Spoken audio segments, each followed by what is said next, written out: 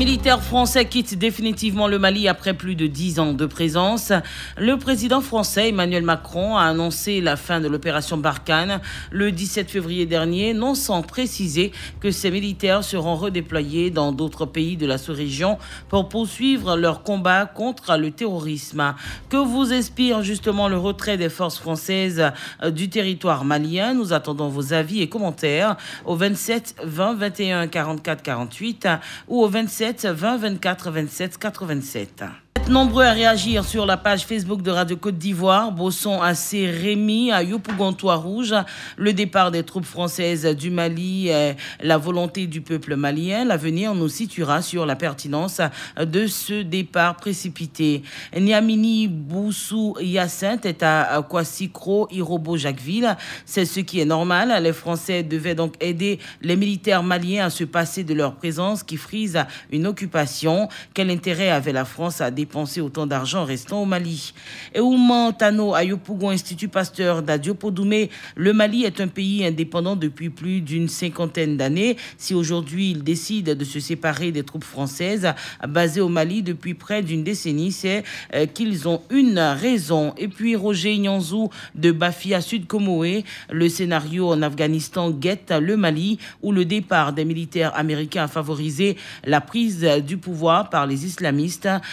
Il en est de même des militaires français au Mali. Les autorités maliennes et la CEDEAO ne doivent pas rompre donc le dialogue plutôt faute de l'avoir compris. Ainsi, c'est toute la sous-région qui est exposée si une guerre éclate dans ce pays frère.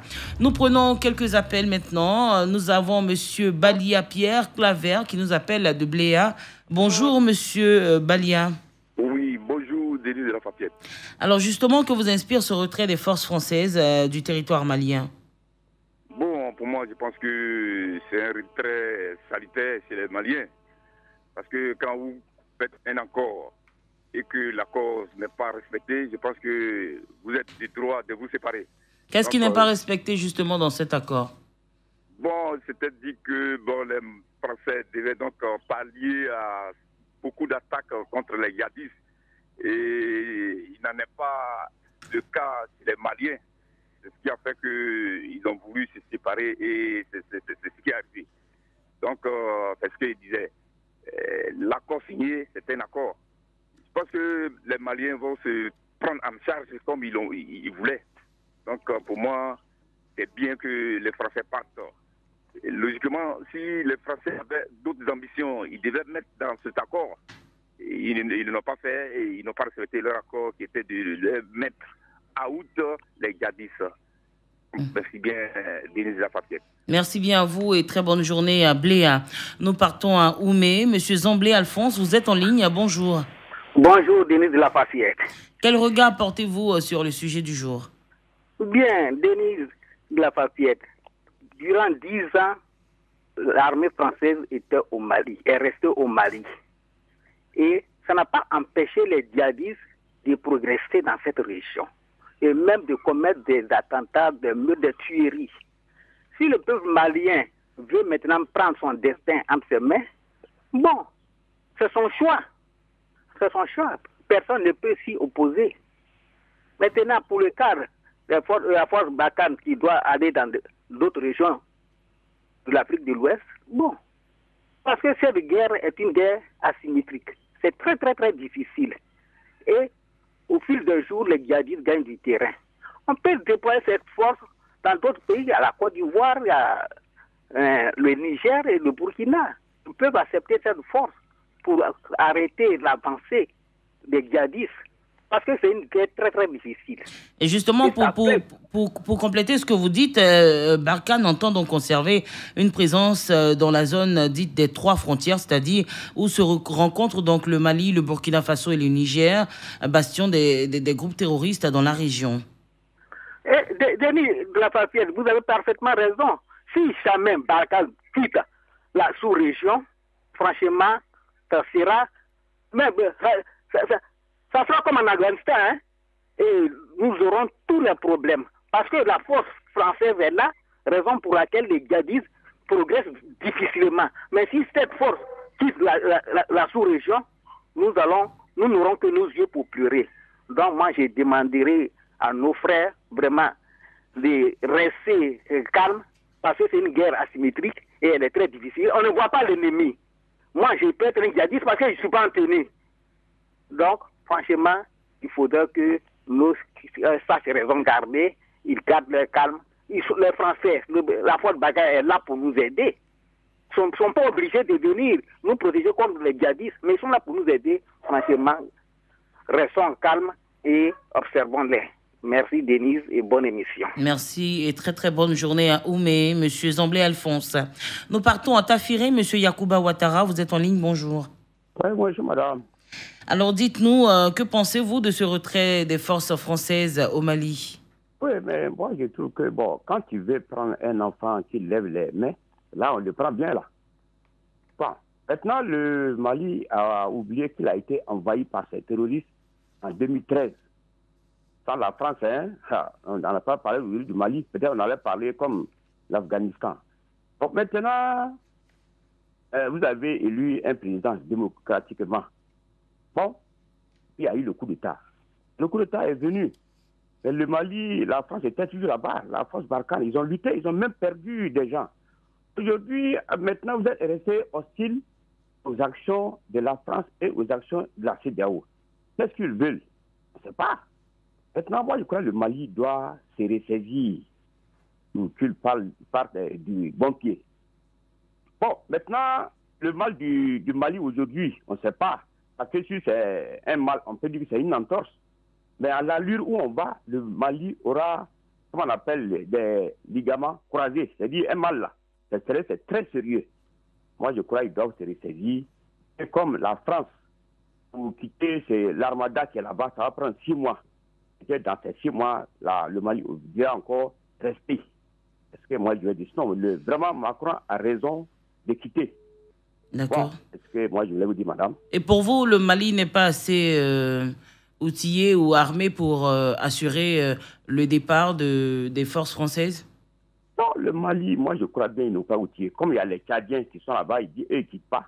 Peut-être c'est sûr, ces forces, ils comptent, sinon le Mali seul ne peut pas. Le Mali seul ne peut pas. Madame, c'est ce que je voulais vous dire. Ok.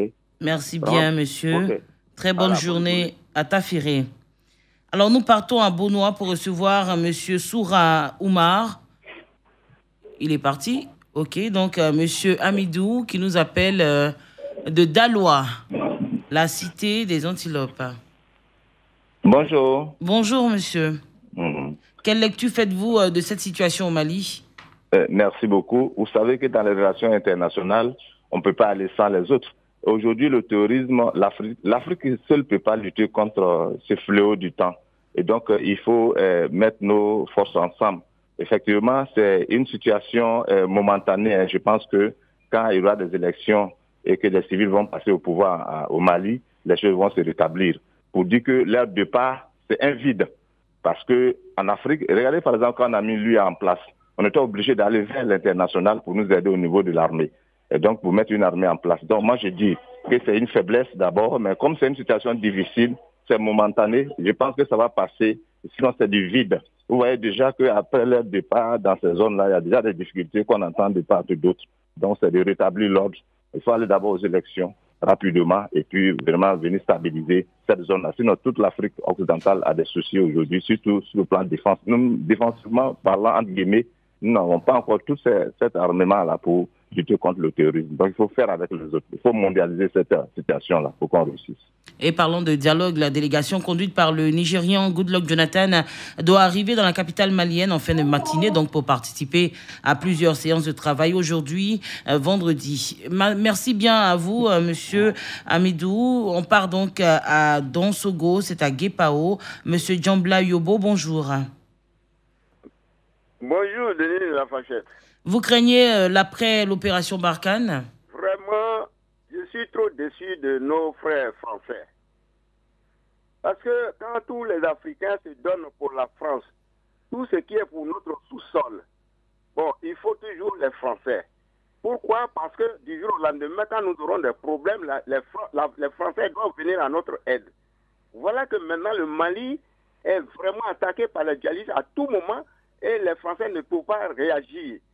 Alors, vraiment, quand c'est comme ça, qu'est-ce qu'il faut faire? Alors, il faut prendre quand même ta responsabilité. C'est ce que les Maliens sont en train de faire. Maintenant, si aujourd'hui, les Français commencent à comprendre parce que vraiment, ils doivent tout faire pour nous aider, alors, dès qu'ils reviennent, on sera obligé d'accepter. Donc, il faut que vraiment, ils fassent ce que nous, on leur demande. Je vous remercie pour cette émission. Merci, Monsieur Djambla Yobo. Très bonne journée à Dosongo. C'est à Guépao. Nous partons à Issia. Monsieur Kwame Lazare, bonjour. Bonjour, Madame Denise de la Fafiès. Alors, est-ce que pour vous, ce retrait des forces françaises servira au Mali? Oui. Parce que les Maliens, si eux-mêmes veulent prendre leurs choses en charge, c'est déjà bien. Parce que l'armée française est là-bas, mais depuis les djihadistes avancent. Donc, si le président français lui-même, il trouve que c'est bien de retirer ses troupes, c'est bon. Parce qu'il faut apprendre à quelqu'un de pêcher et de lui donner du poisson toujours. S'ils trouvent qu'ils ont bien formé les Maliens pour pouvoir se défendre eux-mêmes, ils vont se défendre. Ils ne vont pas toujours rester là et bien attendre la France pour que les Français viennent les aider. Est-ce que ce départ n'est pas brusque? C'est eux-mêmes qui ont décidé. Ou bien ce sont les Maliens qui leur ont dit de partir. Une volonté du Mali. C'est leur volonté. Non, il n'y a rien de brusque. D'accord. Merci bien, Monsieur Kwame Lazare, et très très bonne journée à toute la population d'Issia. Monsieur Toussaint Gado, vous êtes à Boisflé. Oui, je suis à Boisflé. Bonjour. Bonjour, madame. Alors, quel regard vous portez donc sur cette situation au Mali? Bon, madame, cela doit partir du Mali, franchement. Doit partir même du Mali. Pourquoi? Au plus tôt possible. Parce que depuis longtemps, les Maliens meurent. Il n'y a pas de solution. C'est qu'au niveau, la technologie n'est pas avancée à leur niveau. On doit collaborer maintenant avec des pays donc qui ont la technologie avancée, comme la Russie, comme l'Israël aujourd'hui. Et Israël me prête. Dans une année, Israël m'a proposé aux Maliens. Je dis, les djihadistes peuvent sortir du Mali en une semaine. Ah Parce qu'aujourd'hui, avec la technologie, on peut détecter où se trouve même les poudrières. Oui, parce que ces armes lourdes qu'ils ont là, quelque part, ça se trouve dans le Sahel, quelque part là. Hein? Ils ont tous les avions, ils ont des appareils pour détecter ça. Si la France ne peut pas, que la France parte du Mali. C'est des milliers de morts par jour. On ne peut même pas nous expliquer tout. Mais est-ce que vous ne notez pas également, comment dirais-je, des actions positives de cette opération Barkhane au Mali? Madame, c'est ce que je suis en train de vous dire. Il doit partir. D'accord, c'est votre avis. Il doit partir. Merci bien, monsieur. Pour dire aux frères maliens que non, il n'y a pas de... Pour la libération du Mali, il n'y a pas d'affaire de chrétiens ni musulmans. Si on leur propose de libérer le Mali, qu'ils acceptent. Je dis qu'Israël a des moyens pour libérer le Mali. Pour libérer le Sahel même. D'accord. Donc, pour le départ des Français, moi je soutiens ça. Ils doivent partir même de l'Afrique. On est fatigué de toutes ces choses-là. Merci bien. La réunion de CEDEAO, il doit être là. La réunion de l'Union africaine, il doit être là. Pourquoi? Justement, on l'a dit tout à l'heure, la délégation conduite par le Nigérian Goodluck Jonathan doit arriver aujourd'hui même pour poursuivre les échanges au Mali concernant la périodicité de la transition. Merci en tout cas à vous et très bonne journée à Boisflé. Nous retrouvons M. Soura Oumar qui nous appelle de Beaunois. Oui, allô? Bonjour monsieur. Oui, bonjour madame. Vous allez arrêter votre poste à récepteur s'il vous plaît. Oui. Ok, merci bien. Oui. Votre avis sur la question? Oui, bon, pour moi je pense que le débat de l'armée française du Mali, c'est une bonne chose. Parce que ça fait plus de 10 ans qu'ils sont là-bas. Et au fait, ce qui même est le problème, quand c'était l'armée française seulement, on arrivait à comprendre. Bon, maintenant, on voit qu'ils envoient d'autres troupes pour s'ajouter. On parle de Barkhane, on parle de Takuba, quoi. quand il va voir tous ces troupes-là au Mali, là, qu'est-ce que le Mali va devenir après? Vous voyez? Donc, quand quelqu'un a un problème qui fait appel à un voisin, il n'a pas dit à le voisin de prendre toute sa famille pour venir chez lui. Mais c'est une opération conduite par la France. L'opération Barkhane, c'est une opération française. Oui, mais ils ont demandé aide à la France parce que c'est la France qui les a colonisés. Ils n'ont pas demandé aide à une force de Barkhane. Donc, pour moi, quand ils vont partir, le Mali même va se retrouver, ce serait mieux. D'accord. Voilà. C'est comme on a.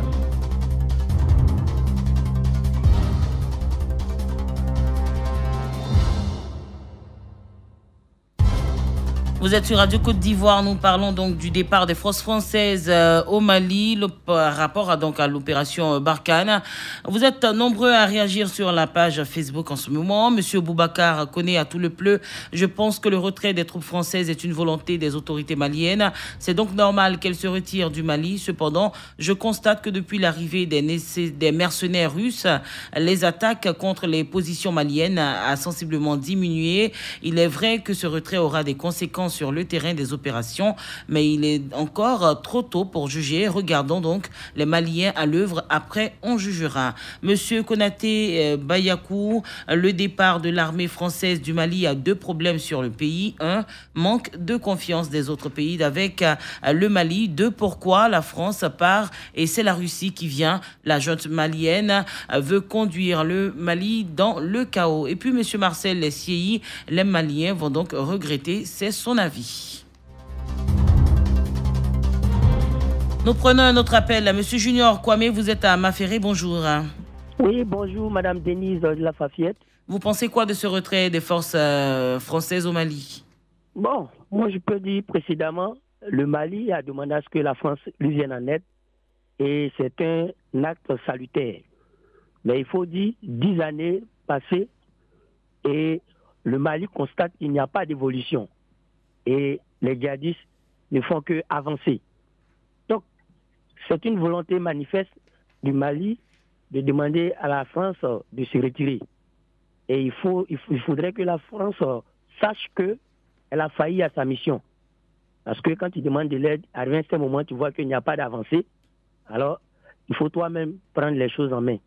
Sinon il faut saluer l'arrivée de la France pendant ces 10 années. Mais si le Mali aujourd'hui demande à la France de se retirer, c'est que c'est normal.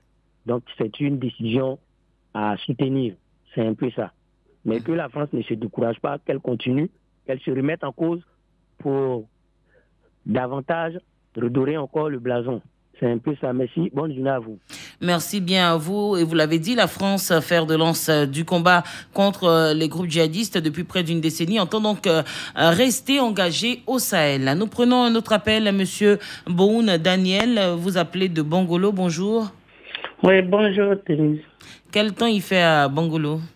Oh, il fait beau temps. Tout va bien. Dieu merci. On vous écoute. Ok. Vous voyez, quand tu es paresseux, que tu appelles quelqu'un de plus fort, ce que tu attends de lui, c'est qu'il te débarrasse de tous tes problèmes.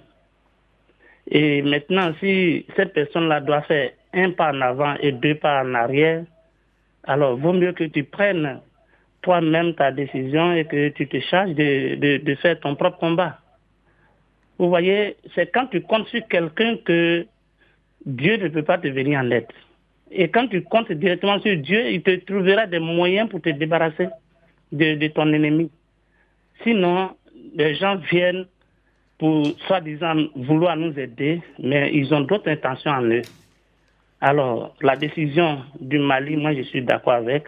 Quand cette troupe française va partir, le Mali, par la grâce de Dieu, aura les voies et moyens pour se débarrasser de son ennemi. Sinon, on ne doit pas leur dire, bon, ils ont mal fait, ils ont bien fait. Mais ils savent pourquoi, ils savent comment ça se passe là-bas. Et aujourd'hui, c'est parce que bon, il y a eu bruit là-bas que nous autres, nous sommes informés de la présence de la troupe française. En tout cas, en Afrique, on doit se prendre en charge nous-mêmes. On ne doit pas compter à chaque fois sur d'autres personnes. Et la décision malienne est salutaire. Merci bien pour votre réaction. Quelques réactions encore sur la page Facebook. Ezekiel Nyawa Lakota, moi je pense que les militaires français étaient au Mali pour un objectif bien précis et cela depuis 9 ans pour contraindre l'avancée des djihadistes, mais cela n'a abouti à un résultat satisfaisant. Donc leur départ du Mali s'avère nécessaire. Alassane Diabaté, je pense que les militaires français devraient mettre fin au terrorisme depuis plus de 10 ans, mais cela n'aboutit à rien. Alors ce départ doit mobiliser les soldats maliens davantage ainsi que les peuples maliens. Monsieur Seydou Sanogo, vous nous appelez Dani Assué, bonjour. Bonjour Denise. Alors pour vous, est-ce que ce retrait est bénéfique au Mali? Bon, c'est un bénéfique magasin. Parce que vraiment, moi, je ne pense pas que le retrait puisse être beaucoup bénéfique au Mali. Mais il faut savoir quelque chose, Denise. Les Maliens, les Français, c'est à la demande du Mali. Hein. Les Maliens ont demandé aux Français de venir les aider à combattre le djihadisme. Sans préparation, ils sont venus et ils ont anéanti pratiquement la capacité mobile de l'adversaire en une semaine. Mais pendant 10 ans, vous traînez. Moi, je ne comprends pas. Parce que les Maliens, d'abord, quand ils ont libéré, comment on appelle, après les premières frappes, ils ont travaillé jusqu'à arriver à Kidal. Kidal, qui est une ville du Mali, ils disent aux Maliens, aux soldats maliens de ne pas rentrer à Kidal. Que le problème de Kidal, c'est un problème malieno-malien. Et ça, là, il ne faut pas que les militaires maliens arrivent là-bas. Moi, je ne comprends pas. S'ils n'ont pas un agenda caché, pourquoi vous venir aider quelqu'un et puis lui dire une partie de son territoire de ne pas arriver là-bas? Donc, je ne vois pas pourquoi ces Français-là puissent rester. Il faut regarder le Mali. Il est truffé de troupes. Hein? Actuellement, il y a le Takuba, il y a la MINUSMA, il y a Barkhane. Barkhane, toujours les Français, quand ils vont quelque part, ils ne veulent pas s'associer aux autres. Et ils veulent toujours avoir un commandement français spécial. Merci. Et puis les autres là vont s'asseoir pour les regarder. Moi, je ne crois pas que le retrait de Barkhane soit vraiment mauvais pour le Mali. Hein. Il y a les autres forces qui sont là. Si les autres forces là veulent travailler, s'ils voulaient vraiment libérer le Mali, et c'était fini. Parce qu'il faut regarder, chaque fois qu'il y a des soulèvements au Mali, ils font tout pour finir avec un responsable djihadiste. Ça, c'est votre avis. On n'a pas les preuves. Il ne faut pas avancer ce qu'on ne sait pas. Merci en tout cas pour votre avis, pour vos suggestions. Donc, nous prenons juste quelques avis sur la page Facebook. Monsieur Kwame Badou Sylvain nous dit: le Mali doit renforcer son équipe militaire maintenant, sinon donner confiance à ses propres hommes, c'est bien. Mais nous, les Noirs, on ne tarde pas à se trahir, que le peuple malien se fasse confiance. Namori Bakayoko à Touba: je suis contre ce retrait inopiné et brusque qui n'augure pas de lendemain meilleur pour les relations bilatérales entre la France et le Mali. D'autant plus que malheureusement, plusieurs pays africains ne peuvent se développer sans ces relations bilatérales avec les grandes puissances, notamment la France.